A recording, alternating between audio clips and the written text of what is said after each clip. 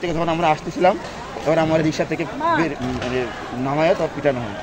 আজকে আপনাদের কি অবস্থান, এখন পর্যন্ত কি সিদ্ধান্ত?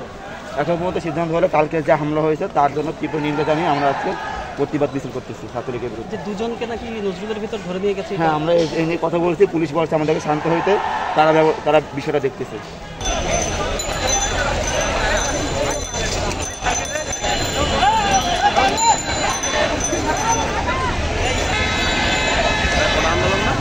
হ্যাঁ এরা কোটা এরা অবস্থা কেন আছে আপডেটের রাজস্থান নিয়ে বিশেষ ক্ষেত্রে হচ্ছে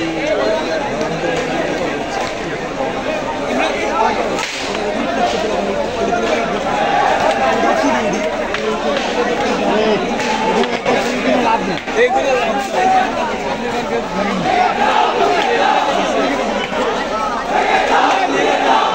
কি জানি কি চাইছে